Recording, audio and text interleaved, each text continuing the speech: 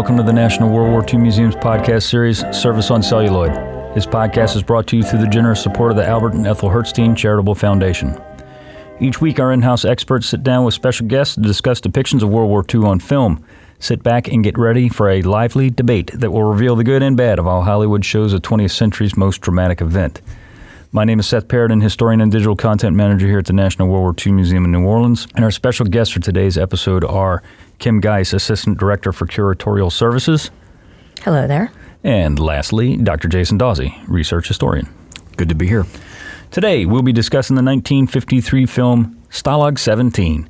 Film focuses on the daily life and routine of American Army Air Force's enlisted prisoners of war in a German prison camp in Austria in 1944.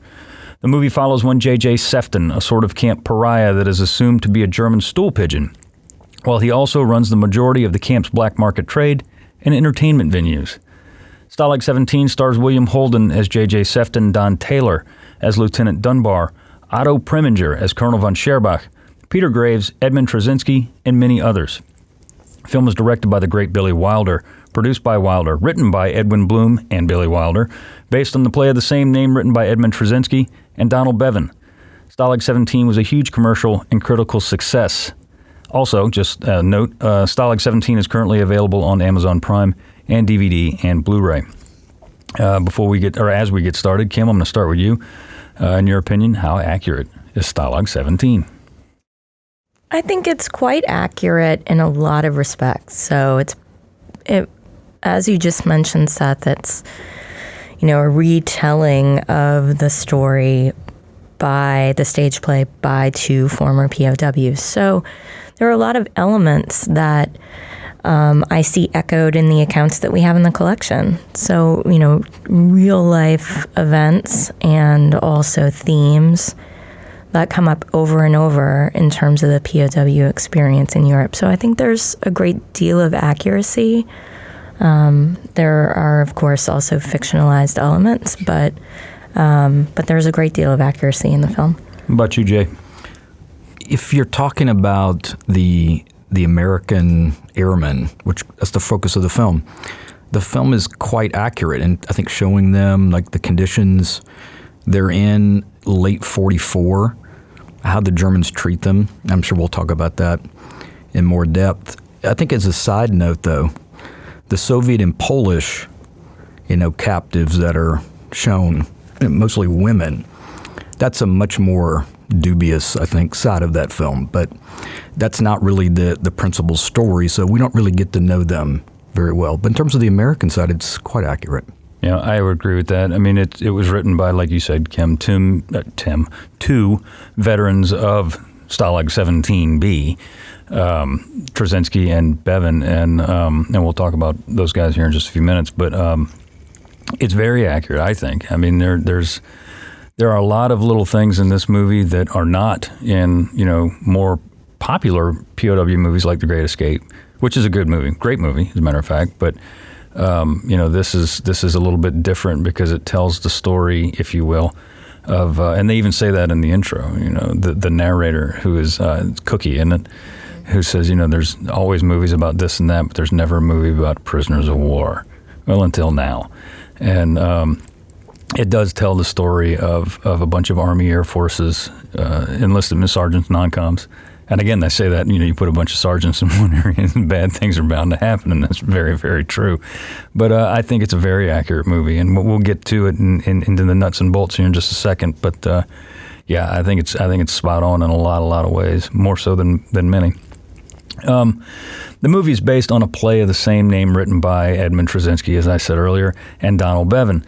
Who were these two guys, and what is their wartime story?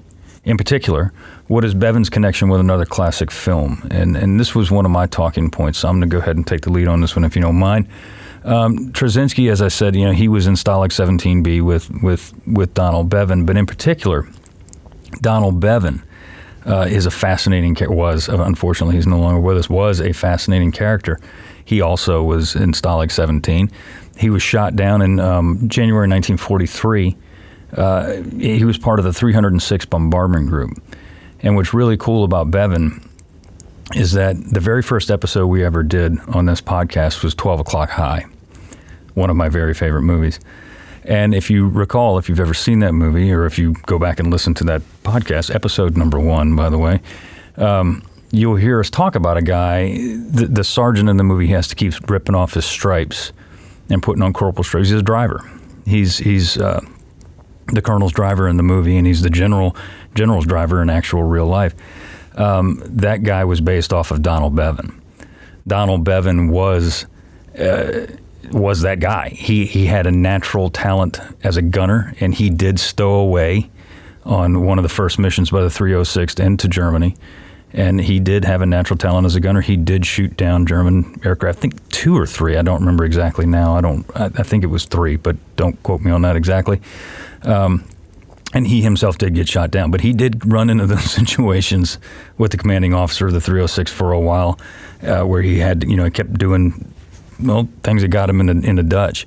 But it's a really, really fascinating connection that most people don't know. But yeah, the writer of the play was portrayed in another classic war movie, the 1949 movie 12 O'Clock High. So anybody want to take on any part of that? Well, it's such a fascinating period where people who had just been through this major life-changing, world-changing event were creating art about that event. Yep. And sometimes, they used their own experiences and sometimes not. But, it's really not that far removed from the war at that point. 1952 when they were making this film, certainly. But, 12 O'Clock High even. Yeah. Well, of course, 12 O'Clock High, the movie's based on a book, by Bernie Lay. And Bevan, I interviewed Bevan, and Bevan told me later, in his later years, he said, I didn't realize that I was being used, because he never read the book. He didn't read, because there was a book before the movie. He never read the book. He just saw the movie. And when he saw the movie, he's like, damn, that guy really resembles my story. And of course, the movie and the book is the 918th Bomb Group, which if you take 306 and you multiply it times 3, it's 918th. So all the experience, most of the experiences that are in that movie and the book were based off of several episodes that were in the 306 in 1942 and 43, which Bevan was there at that time. It was only when he saw the movie did he realize that it occurred to him that, I can't remember the name of the sergeant or sergeant corporal who's in the movie, but he realized only then. It's like, man, that guy's based off of me. And then when he saw Bernie Lay later in life and asked him, he says, did you happen to base that character on me? He just smiled at him. He said, yeah, certainly was not you. So it's a pretty interesting little piece of history.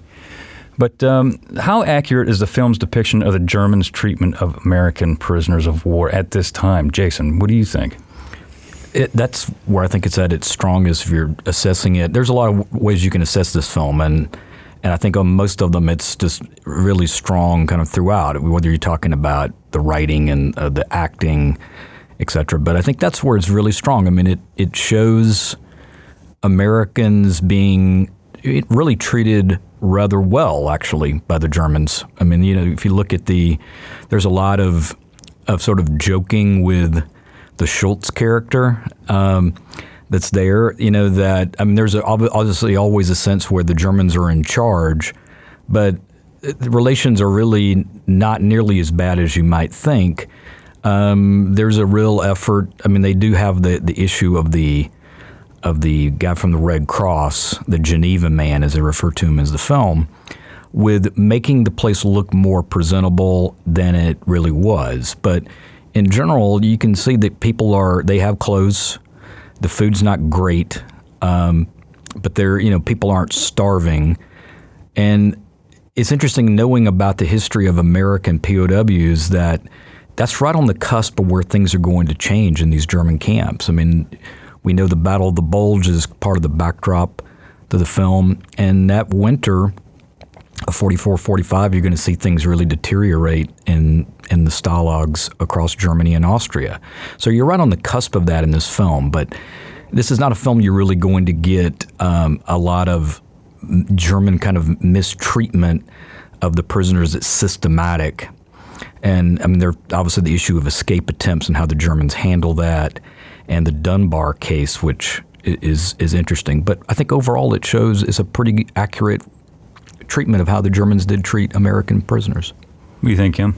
Yeah, I think there's an additional element of Stalag 17, though, because there was a joint administration by the Luftwaffe and by the German camp system. So the Gestapo element, I think they played more of a role in Stalag 17 than, say, Stalag Luft 3 or 1, where it was, strictly under Luftwaffe control. But that's not really portrayed in the film. That's kind of it. I think Stalag 17 in many respects here is a stand-in for all the camps. It's not necessarily supposed to be exactly like it was in that particular instance. But I do agree with Jason's assessment that it is a good reflection of that period in time in terms of the German treatment. I don't know if we'll dive into the Red Cross element a little later. That's a big topic certainly, but. Yeah, we will, but or we can. But I agree. I think the depiction of the treatment, if you will, by the Germans of the American prisoners of war is for that period in time is actually very accurate. I knew a lot of American Army Air Forces veterans who were shot down in POWs, be they officers or enlisted men. It didn't matter really. There was only one time that I can recall, and Kim, maybe you can throw in here, where there was, I wouldn't say it was mistreatment, but they endured some pretty nasty hardships, and that was the march to Moosburg, particularly in the winter of '45, from Oflag 64 and other camps around that area, and that sucked. I mean, that was a long march in the snow with some really bad, rough conditions, but there weren't really it wasn't the Bataan Death March. They weren't under threat of execution. Granted, they were, the Germans had guns, but they weren't, there weren't guys, decapitating people and just pulling them out of the ranks and shooting them. That did not happen. But I mean, as by and large American prisoner war experience, and especially in 1944, it wasn't great. And like you said, they weren't starving. They weren't well fed either. But that also being said, neither were the Germans. I've said this before, is that by 44, and especially in the 45, after the Bulge, when the Germans took, a lot, tens of thousands of American prisoners of war in the Ardennes area and other areas, that, their already overloaded system got even more overloaded quickly, like really fast. And they're still shooting guys down. So, I mean, they're still taking prisoners dropping out of the air. And I mean, they're just, compounding the problem that was already there, which was lack of food, not only for the prisoners, but for themselves too. And, we can get to the Red Cross packages and stuff like that here in just a few, and that was a problem that was, deliberately done by the Germans. And that, of course, of keeping the Red Cross packages from the prisoners of war, in many, not in all instances, but in a great many of them, they were purposely holding them from them. But, I mean, you talked about it. There were instances of, I don't want to say torture, but I guess, coercion, shall we say, physical coercion. I don't think there were any fingernails pulled out, but I could be wrong. You can never say never. But it's very, very difficult to find any kind of American or British account of that happening in a German prisoner of war camp, especially late in the war, because the Germans were fully aware that we had a lot of their people too. And so, I think it's very accurate in that, another thing that I like in this part, when they show the American prisoners, is because they're all airmen. They're all dressed in varying degrees of Army Air Forces gear and equipment. Some of them have their leather jackets. Some of them have A2s, which would have been accurate. Some of them have B3s, which would have been accurate. A lot of the leather jackets are torn in some way. One would imagine either in the plane or when they were getting out of the plane or when they, who knows. Some of the guys are wearing flight suits. Some of them aren't. Some of them wearing just like standard issue sweat. There are all kinds of different clothing because that's how those guys dressed when they got on those planes. And of course, a lot of times, depending on who captured you, if they needed a sweater, they're going to take it off of you. If they liked your leather jacket, that was theirs. Can we talk about the bunny slippers that Yes. Animal wears? Yeah. Please. Oh, No, my go for gosh. it. I love the set design on this film, the costumes. That's how you can tell it was made by POWs. It's amazing. He's Animal, who is just an amazing character. My Could go favorite. on and on. My favorite.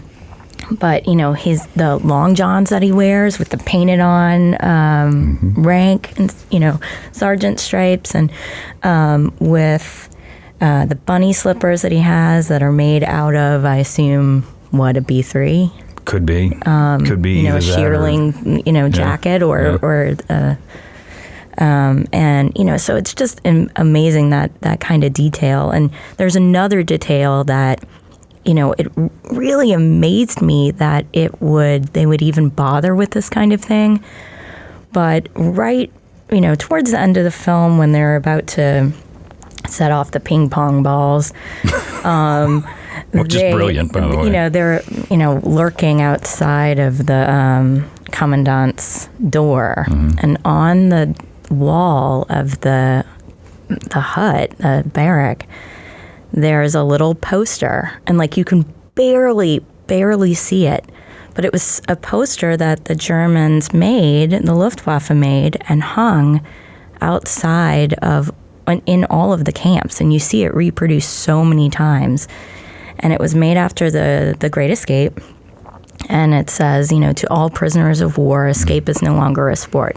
And you can't read it in the film, but you can see the graphic, and it's such a cool detail because it's only something that someone who had been there would really know. Yeah. No, it's totally cool. I love it. It's totally cool. I mean, the level of detail in this film is insane. And it's like you said, I mean, it's only something that someone or a pair of guys who had been there would ever notice, like with The Great Escape, because one naturally compares the two, because they're both fantastic movies. With The Great Escape, it's a compilation of people that contributed to making that movie. It was only two. And you can tell because they're, Edmund Trzynski's actually in the movie. Bevan is not. Trzynski is. He's the guy that gets the letter from his wife saying that you wouldn't believe this, but I found a 9-month-old baby boy at my doorstep. And of course, this cat's been gone for 2 years. And keeps saying it over and over again. I do believe it. Yeah, to convince himself. I believe it. I believe it. Keeps telling everybody. I believe it.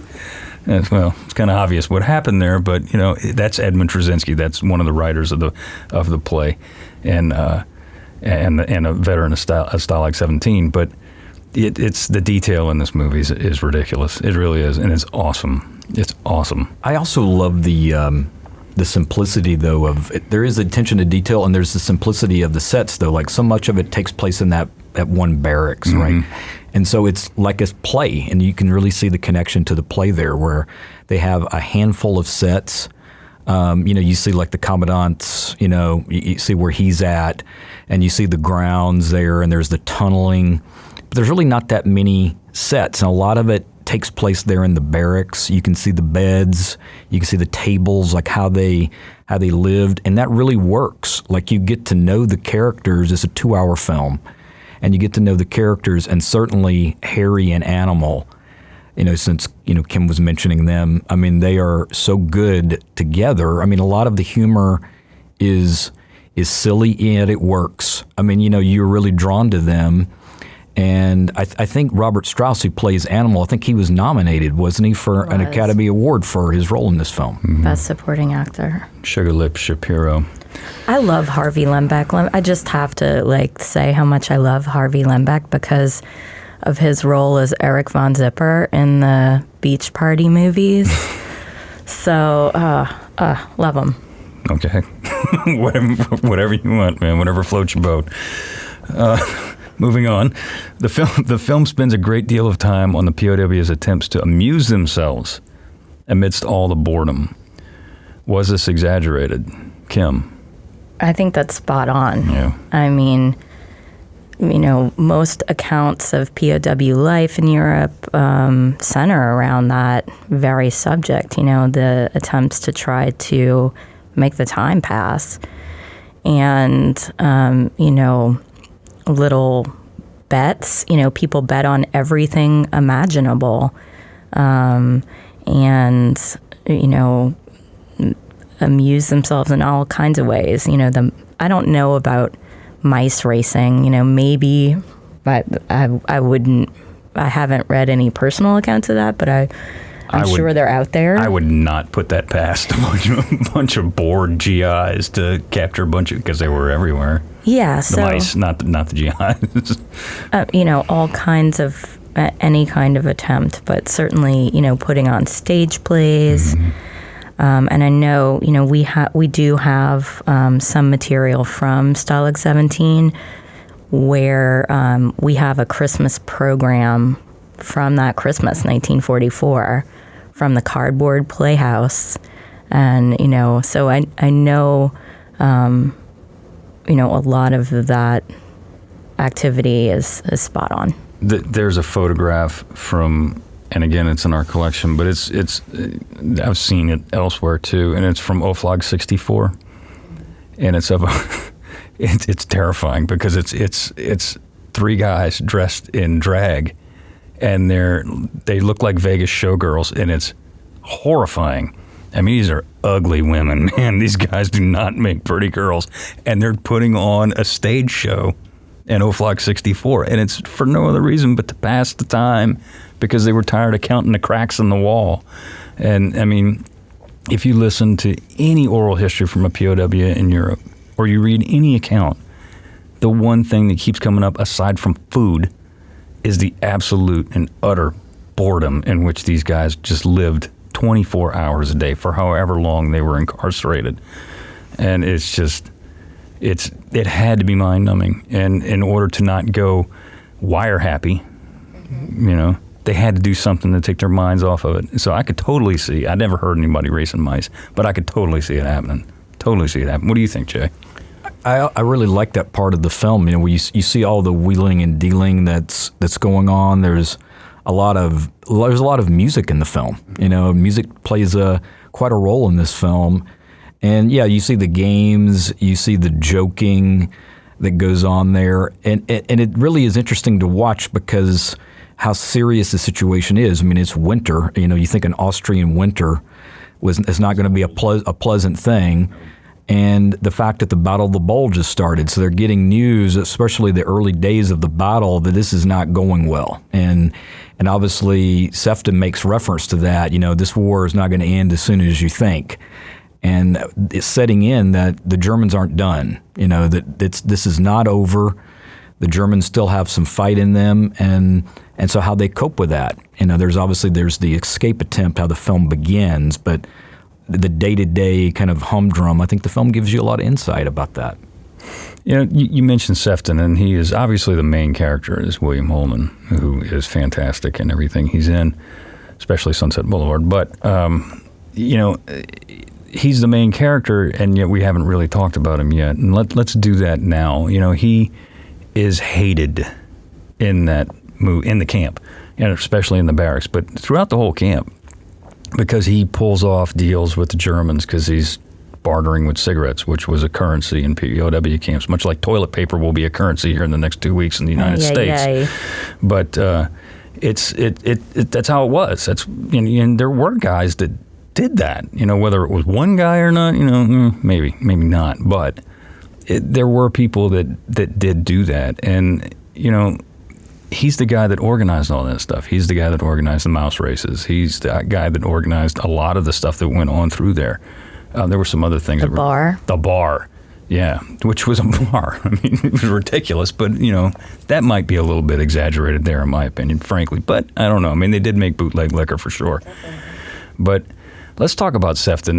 He's called a stoolie. He's called a plant, whatever. The film focuses hard on German plants, being Sefton, who, of course, as we know, spoiler alert, is not. But what were these, and were they common? Kim, can you shed a little light on that? I can't speak to the frequency, how common this was, but I know that there were individuals who sort of turned traitor. And we have one particular collection here at the museum from Stalag Luft 1 where the individual said after the war he took part in a court-martial and testified against a couple of guys who had turned traitor. So I know that kind of thing existed. They weren't necessarily planted by the Germans, but they did cooperate. Yeah. Right, for better food, Much better, like Sefton. Right, and you could see that happening. I don't, like Kim, I don't know that how much we see of the Germans actually going out of their way to plant somebody in there, but maybe extra rations, some privileged treatment. You could certainly see that being used as a way of leveraging information. And what do you know about escape attempts or the like, that you could see them doing that? And in that sense, Sefton, what he's suspected of, you can actually believe that, I think, more than you can the Peter Graves character, which is a bigger reach for me, even though the Graves character is terrific in the film. But you could see how guys would think, okay, I mean, it's December, it's January, maybe in terms of how the Germans would see it, maybe we can get some information out of him if we up his rations a little bit or give him more preferential treatment. But I think the thing about Sefton is so interesting. He's such an anti-hero, in that he seems to be just in it for himself, that he is just wheeling and dealing and an entrepreneur all the time. And yet he's the one who figures it out at the end. He's the one who really exposes the real informer in their midst. And I think he's a great character. I think he's really, in terms of World War II movies, I think he's one of the great characters in American filmmaking about the war. No doubt. And I mean, he discovers Peter Graves as being the actual stool pigeon because of the soap party that he gets, because everybody hates him so much. They pound on him, they just beat the bejesus out of him in his cot. And that's how he, because he's laid up, because he's all beat up, he doesn't go out for the air raid, and boom, he sees the transaction. Now, as far as stool pigeons in reality, I don't want to say stool pigeons. Yeah, you're right, Kim. You're 100% right. There were people that did do that, Jason, just like you said, for extra food. But plants, having, as I said, talked to a lot of POWs in Europe, a lot of airmen and whatnot, there was always that rumor that there was a plant. But I don't think it was ever proven that there was. That's not to say that there wasn't. There very possibly could have been, because, there were a lot of Germans that lived and grew up in the United States that went back, just like Peter Graves' character, that went back to the fatherland, if you will, to answer the all call. But so is it possible? Absolutely. But it was always seemed to be a rumor. Not every guy that I interviewed talked about it, but if I interviewed 10, 5 of them did. And I'd say, well, did you ever know any? Did you ever find it? Well, no, we never did, but we knew that there was one there. Wow. Because, this happened and this happened, but it was never anything conclusive that was able to show. Now, that being said, what I always found to be amazing, and I'm kind of getting off topic, but I'm going to try and wheel back in here, is that a lot of times when these guys would get shot down, they would be immediately interrogated. Like they were snatched off the ground, and within like an hour or two, they were being interrogated by somebody who was speaking German, or more often than not, especially when they got to like a jailhouse where there were a bunch of airmen, say it was, Schweinfurt or whatever, and there's a bunch of guys being shot down, they are all sent to 1 or 2 major collection points, and they all were interviewed by 1 or 2 guys who all spoke English perfectly. Like I'm speaking it right now, and even better. And the thing was, I remember a lot of guys telling me, they'd sit down and they'd say, what's your name? And you'd say, Jason Dawsey. And where are you from? And before you could answer me, the interrogator would tell you where you were from, who your mom and dad were, what you ate for dinner last night, what music you were listening to in the barracks 2 weeks. It was creepy. So at some point you had to wonder, was there a stool pigeon? Was there a plant somewhere? So it made it very real to a lot of these guys. And you got to wonder where the hell they got that information from. because it was a lot of really intricate, intimate, detailed information that Jason Dawsey's not going to give out to a German interrogator. You know, the person that so many of these POWs that were airmen, especially those that were officers, that were, really were higher-ranking people that were captured, they always talk about this Luftwaffe interrogator named Scharf, who was in the Frankfurt area, and that I think it's Hub Zemke, who actually said that Scharf could get a nun to confess to fornication. That he was a brilliant interrogator, as good as they got, and like Seth mentioned, had terrific English, and he just kept files of information. So the most trivial details that he would get, he took them down, and he had his staff collect those. And so when he had new arrivals, he had all these details that seemed really minute, and yet he could quote those in the middle of an interrogation and make you think he already knows everything he needs to know about you. So just go ahead and talk, because he's already got everything at his disposal, and he was great at that. He was a guy that was a psychological master, and a lot of these men that were like Zemke who came through, they had to deal with him, which may have given rise even more so to the idea they had informers. Yeah, it's fascinating. It really is. It freaked them out. Yeah, wouldn't you? Yeah. I mean, it would me. Yeah, one guy said he was interrogated by his parents' former paper boy, Erwin Stavrov. I don't know. From Albany. Take a word from I remember the name. Oral history in our collection. Yeah. But yeah, I think the rumor concept is real important here. It's powerful too. You're in, if you put yourself in that situation where you have very little news, you have, only the people that are around you who you may or may not know, to count on for news. Well, that was the thing too, when a new POW would come in, and you see this in this movie, when a new POW comes in, there's only a couple of guys who start talking to him, and they are interrogating him to see, oh, you're from Cleveland? Where? Who's your mom? Which school did you go to? Which street was that on? Who's the prince? Literally, I mean, stuff like that was, and that's how they did their best to figure out that Jason Dawsey was not a stool pigeon, or he wasn't a German plant, that they were trying to figure out, okay, yeah, you're legit. Okay, yeah, you knew Ronnie down on the corner down the street. When the Japanese hit Pearl Harbor, right? You have that moment with at the end Peter of Graves. Yeah, exactly. It was 6:00. I was eating dinner at 6:00 in Berlin, but it was whatever he said. It was 9:00 in the morning in Cleveland or whatever it was. So talking about Sefton again, going back to Sefton, was the POW marketplace, such as Sefton's cigarette pool, and the general economy of the camps accurately depicted? Kim? Yes. Yeah. Yeah, Thank I you. think so. Next. I mean, All right. there are lots of accounts, sort of price list of the mart at various times, things that you could get for, 10 cigarettes, for a pack of cigarettes, and it fluctuated just like every other marketplace, depending on how much how many cigarettes were in rotation, I suppose, because that was the main currency. But yeah, I think that was really well done.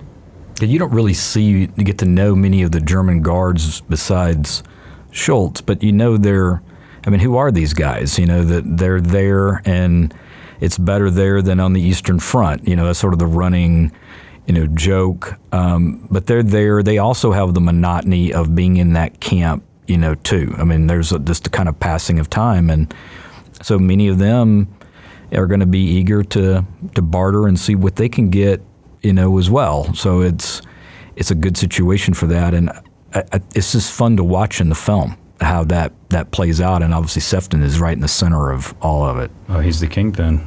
He's the Godfather. Mm-hmm. He really is. I mean, and he's smart, and that and it's true though. But I mean, like you said, it is accurate because cigarettes were the currency. Because if there's one thing that those POWs got, it was cigarettes. They got cigarettes seemingly all the time, and I mean, well, they would trade each other things via cigarettes. They would buy things via cigarettes. They'd trade because their cigarettes were better than German cigarettes. So, like you said, they would barter with the guards, with Luckies and Chesterfields and Camels and 2 packs of Humps for an extra block of cheese, whatever. And it was very, very well done in the film, and it was 100% accurate. So one thing we see in the movie is one of the characters is missing a leg, and he's walking around. I forget his name, but he's walking around on crutches, and he's got a radio stuffed up inside is what's left of his leg in his pants. Did the efforts to sneak around camp like that and do those kind of things, did they really happen? Kim, what do you think?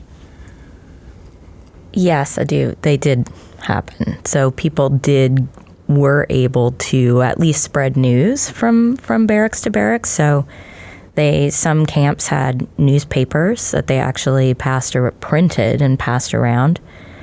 Others had radios. We have a crystal radio from a camp. But yeah, so that certainly happened. Yeah, agreed. Jason, what do you think? That the part of the film where they have the briefings, the guy comes in, he's at ease, is so great. And, Animal, of course, will always echo, him when he's there. But you can see obviously they're passing out letters from home, but what information they have, and also letting look, we'll find out something about this by such and such a time. And so everybody's hanging on every word. And that's one barracks, but I think Kim just noted, there's this kind of between barracks communication that's going on. And you have to figure that out, how to get around the Germans, when's the best time to pass this information. And that scene, though, with the guy, I don't even remember the character's name, but the way he says at ease, that'll be one of the things I think I'll remember about the film always. You'll hear that in your sleep. I will hear it. He has a very nasally voice. But yeah, like you said, Kim, the clandestine radios, we have one here in the collection, which is totally rad. Things like that was a very real thing. And, I talked about the older, the Altahaza, the older POWs interrogating the new guys who just got into the camp. Well, not just to find out, if he was from, such and such a street in this city, but what's going on? Because theoretically, and rightfully so, those people are going to know what's going on because they just got shot down, a week, 10 days ago. So they're going to be able to tell us, the Krauts are saying that, they're beating the snot out of us in the Ardennes. Well, you know what? I just came from the Ardennes, and, well, they're not anymore. Or, whatever it may be. Or, we lost, Joey on the flight over to Merseburg the other day, and, you were asking about him. Well, I saw him go down. He's dead, or things like that. So there was that passage of news by word of mouth and by radio, and especially as the Allies were getting closer, the POWs could actually hear it. They could hear, not so much in Austria, but they could hear it in other places like Hammelburg and places like that. They could actually hear the rumble of the guns. So they knew that, you don't need to worry too much about the news because it's about to get here. And see the planes fly over. Oh, yeah, absolutely, yeah. No doubt. So the Red Cross. The Red Cross is portrayed in the film through the, quote, Geneva man, unquote, supplying ping pong balls and criticizing the blankets. Was the Geneva presence this influential? Was the Red Cross presence this influential? Anybody? By this point, you can say that the Red Cross, people are really coming to depend on it because we've already alluded to it, the scarcity that's really beginning to take hold in the camps. And so these Red Cross packages become more and more a key part of people surviving. And yet the Red Cross in the winter of 44-45 is having a harder and harder time getting packages off into the camps because of the Allied air raids. Just getting them there is difficult at times. And then, Seth, you mentioned it, the Germans often just taking them. Mm-hmm. As they're running out of food, they'll just take them. And so for the prisoners then, they're just stuck. Well, what are we going to do? How are we going to make it? The film doesn't really, you don't obviously see that side of it. It's kind of right on the cusp of that. And yet, there's part of me wonders about if they did a follow-up to Stalag 17 that took it to liberation, what would we have seen, with January to May or January to April, whenever that camp is liberated? What happens for those prisoners if you were going to do kind of a follow-up story, because they're right on the edge of that, but we don't really see it. I think you would see, if you were to do a follow-up on that, I think you'd see a lot of sick guys. a lot of guys with hepatitis and different things like that, you know, a lot of hungry guys. And again, not being starved to death like they were in Japan, but they were hungry because there was simply nothing to eat, or very little to eat. And, you know, of course, malnutrition is going to lead to poor health, you know, especially if somebody's wounded. You know, the medical care was decent, you know, in terms of prisoner of war camps. It was not that bad, but it certainly wasn't that good either. You know, it wasn't like you're going to receive in a field hospital, you know, in Normandy or back at, you know, Thorpe Abbott's. You're not going to get the best treatment there because it wasn't there to be had. But I think you do a follow-up, you see a lot of sick guys. I really do. I think you see a lot more guys too, you know, because they were still shooting people down in droves until the end of the war. So, I mean, they were losing, you know, the 8th Air Force and the 15th and the 9th. They were losing people left and right until the end of the war. And, you know, I think you're going to see a lot more cramped conditions. I think you're going to see a lot of people on the move, and you're going to see a lot of sick people, a lot of wounded people. You know, I think it was Stalag, I think it was Barth. That's Stalag 1, yeah. And I think it was Zemke, as a matter of fact, who said that after the Germans bugged out of town, when the Soviets were coming, you know, these guys are hungry and they're cold because it's way up there. And the Soviets are closing in and the Germans beat feet, they're gone. So the Americans bust open the gates of the camp for no other reason to go get food. They're not trying to go anywhere because they know that they got a pretty good idea where they are. They know they're not anywhere near American lines. They go open up a warehouse and it's literally packed to the ceiling with Red Cross parcels that the Germans had just been sitting on. And I remember reading that, and as I said, I'm about 99% sure it was Zemke who said that. The guys were infuriated because it was very obvious that these did not arrive yesterday. They'd been there for a very long time, and it was literally packed stem to stern, floor to ceiling with these Red Cross parcels that the Germans, they were just holding them. They had no other reason to do that aside from just not wanting to pass them out. So, you know, I mean, there were issues or instances of mistreatment. I mean, I would classify that as mistreatment. It's not costing you anything to give that stuff out, and yet you're just sitting on it, and these guys are freezing, and they're by now they're starting to starve. Yeah. I mean, just even the thing with the guys being outside for 6 hours, you know, that you get right late in the film, 6 hours in December. It's, I mean, it's not beating people or it's not dragging people out and shooting them. It's not torture per se, but it's also the Germans showing that they're happy to be coercive to a point with American, you know, prisoners as well. But it's true. I think if you're thinking about food in the film, I mean, you see them complain about the food. It's certainly not great food, but still at this point they're getting some food. Yeah, I mean, the fact that Red Cross aid was allowed in was crucial, and many POWs credited the Red Cross with, you know, that additional nourishment that they got from the Red Cross packages with saving their lives. 27 million packages were distributed by the Red Cross into German camps, and that's just, you know, an enormous figure. They used their warehouse in Geneva to stockpile this aid and distribute it out, and that's just an enormous figure. So even though it didn't fatten them up, certainly it kept them alive. And, you know, a lot of people said it took them, you know, 10 years to start eating normal again. You know, they were starved, but it's kept them alive. Yeah, no doubt. So, Jay, where does the experience of American prisoners of war fit in our understanding of World War II?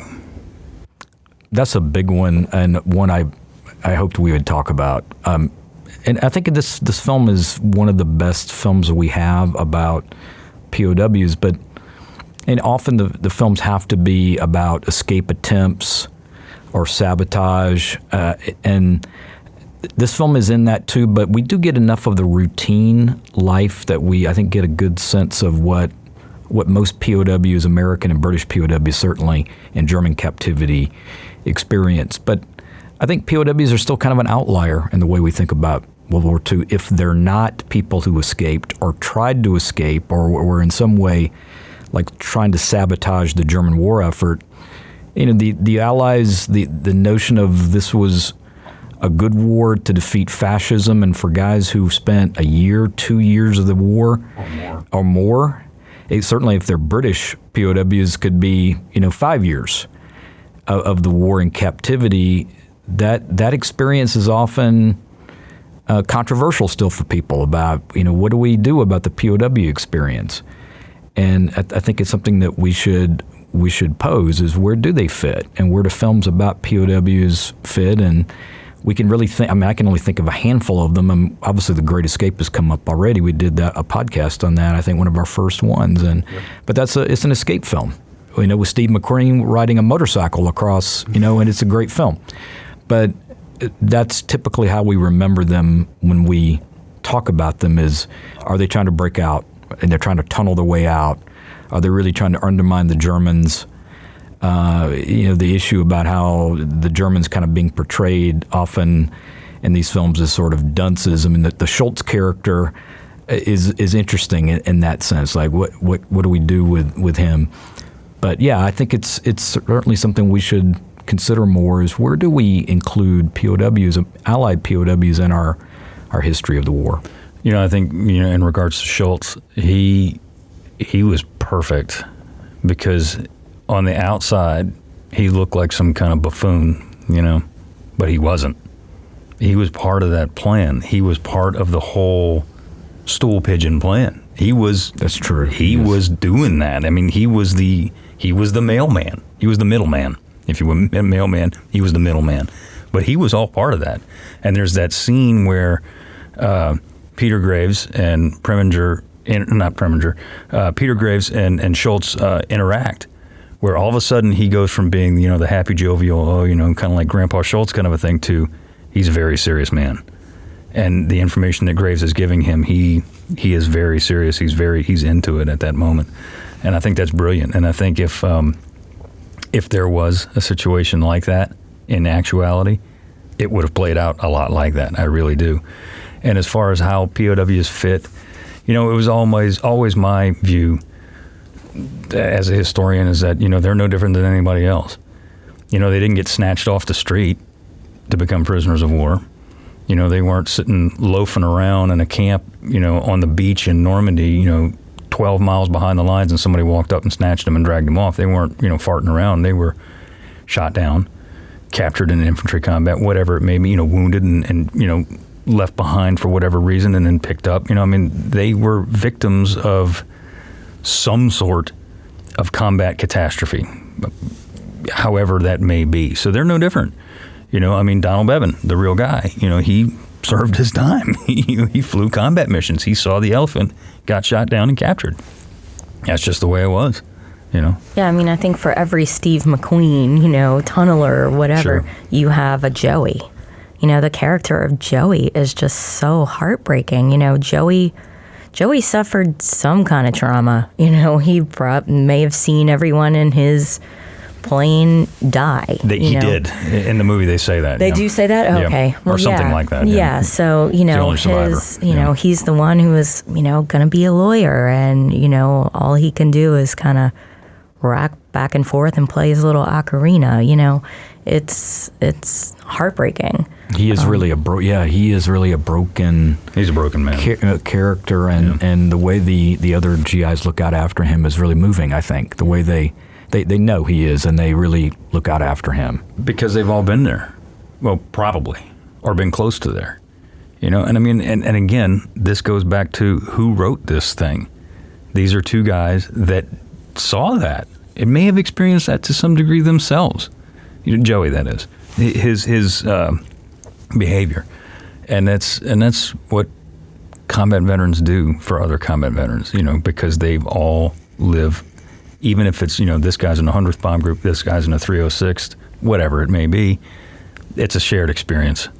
It's all a shared experience, and it's beautiful. It really is. I think Joey's an amazing character, even though he doesn't say a word in the film. I think it's awesome. And I think the American, any POW, American, British, whatever, that I agree with you, Jason. I think, sometimes it can be controversial, depending on who's talking about it and how you look at it, but they're no different than anybody else because they got there by some really bad situation, Agreed. more often than not. They weren't just snatched off the street. Something really traumatic happened to them for them to be there. And it's no different than Audie Murphy, who suffered with PTSD his whole life because of the experiences in which he found himself in. Well, let's wrap it up, Jay. Did you like this movie, and would you recommend it? So strong yes to both. It's a classic. Highly recommend it. I do want to just say very quickly too, since we noted about the issue of the women that are Soviet prisoners. It's just worth pointing out for a comparative perspective that the treatment of Soviet prisoners of war by the Germans, that 57% of them perish during the war, probably 3.3 million out of 5.7 million that are taken prisoner, and most of those deaths cannot be laid at the hands of the Gestapo or the SS. It's the German armed forces, primarily the army. They systematically starve, shoot, work to death those prisoners. So it's just worth knowing by comparison how the Red Army is treated. It's a different war. They're treated radically differently, and if it had been a film about them, it would have been obviously a totally different film. We should have a film about that. It's often forgotten, but in terms of what the film does, I think it's fantastic. Kim? Agreed, 100%. I would recommend this film. Required viewing, actually. So I love it. One of my faves. I agree with everybody here. This is one of my very favorite movies ever, for many reasons, not the least of which is there is some wicked wit in this movie. There are some really funny moments, and that's part of it. That's part of POW. That's part of military life, period. Most of the guys remember the funny parts. They don't always remember the blood, the guts, and the gore. And, when you're bored out of your skull, you're going to remember and you're going to crack jokes if you still have the energy to do so because you're malnourished. No, I think this movie is absolutely fantastic. I think it's incredibly accurate. It's funny. It's moving. And it does cover a subject. Like you said, yeah, there is the escape element in it, and the sabotage, which, to a point, that's very accurate. It's true, too. But more often than not, this movie is about life of American prisoners of war, enlisted American airmen in Germany in 1944, and it's spot on, man. I mean, it's dead on accurate. Final thoughts, Kim, can you sum it up? Pass. Go. Jay? Yeah, I'll take a shot at that one. I think that if you haven't seen Stalag 17, if you've missed it, go watch it, and then go watch everything else that you can find William Holden in. You won't go wrong. There you go. Kim, you want another shot? Yeah, we didn't really talk about Billy Wilder, but, he's such an interesting character, and I think it's interesting to note that he was from only about 5 hours away from Krems, Austria, where Stalag 17 was. So, interesting aside. It is interesting.